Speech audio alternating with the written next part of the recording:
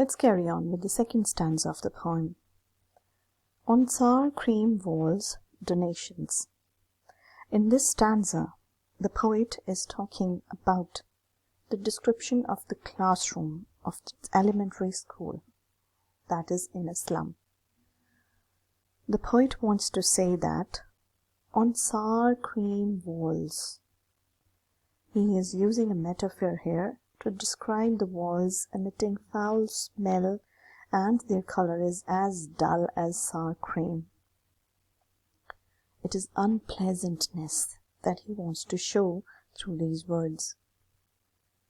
It also shows the color of the walls to be off-white or creamish. Here he wants to say that on sour cream walls there is a list of donations. Donations, things given or received in charity. You must have noticed that when you go to a temple or a public place, you see that hoardings or pictures that tell that this thing was donated by XYZ. Similarly, in the school, in the class, there is a list of people who have donated things in the form of money or in the form of articles for the building of the school, for the education in the school. It can be either the books or the furniture or the electrical appliances in the school, could be anything. The poet wants to say that on sour cream walls there is a list of people who have donated something to the school. There is Shakespeare's head. Shakespeare's head means there is a picture of Shakespeare's face on the walls of the class. There is a landscape that is cloudless at dawn. Dawn means early morning, sunrise. There is a picture of an early morning scene where the sky is shown cloudless. But this is on the contrary to the lives of these slum children. Civilized dome riding all cities. The sun looks like a civilized dome. The half-risen sun looks like in the shape of a dome that rides all cities, that moves around all the cities. There is a picture of a Tyrolese valley. Tyrolese Valley is a beautiful ice-free valley in Austrian Alpine province, and it has beautiful bell-shaped flowers. The Tyrolese belled flowery valley is also in the class on the walls. Open-handed map. There is a world map, open-handed map, that means drawn casually with the hand, awarding the world its word.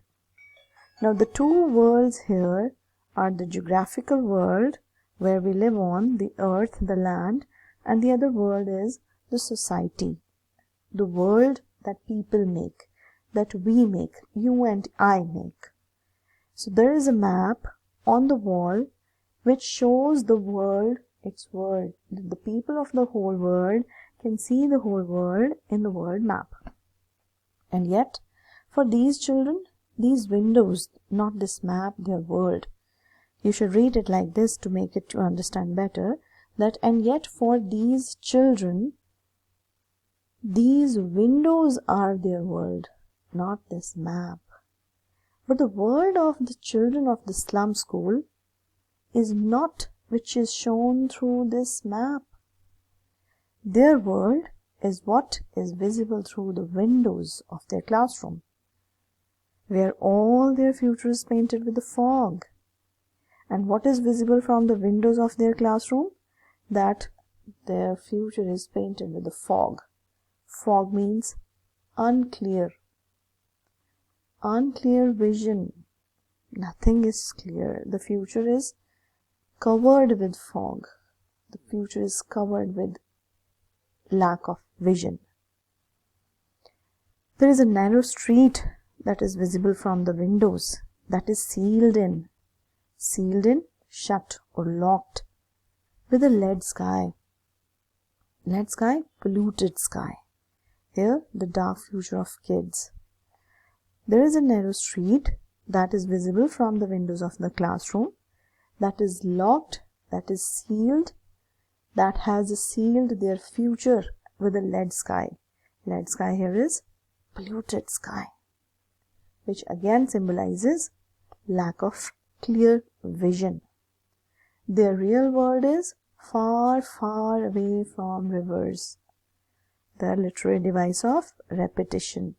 Far, far, far sound is repeated here. Far, far from rivers. Capes. Capes are a large piece of land that sticks out into the sea from the coast. Capes can be small streams also, and stores of words. The real world of these children is far away from the rivers, capes, small streams, and the stars of words. Starry lives that are shown to them through words, promises, but that is never given to them. The poet describes in this stanza the walls of the school. They are cream in color, like the color of sour cream. This means that the walls are not clean. They have not been painted recently. These walls are covered with different charts and images that must have been donated by different people. There is a picture of Shakespeare on the wall. His portrait in the given situation is useless in the class. At the time of daybreak, the sun is rising at the horizon and is semicircular like a dome shape. It seems to be behind all the cities. There is a picture of the famous Tyrolese Valley, which has beautiful flowers. There is the image of a map, which helps all in its own way. But for these children, the map of the world is irrelevant, because the slum where they live is different from what is shown in the map. Their world is only what they see out of the window of the classroom, the slum. Their future is full of darkness. Their future is compared to a narrow street, which means that there is no wide scope available for their future growth. These children are far away from the radiant light of knowledge and education. I hope you've understood the second stanza.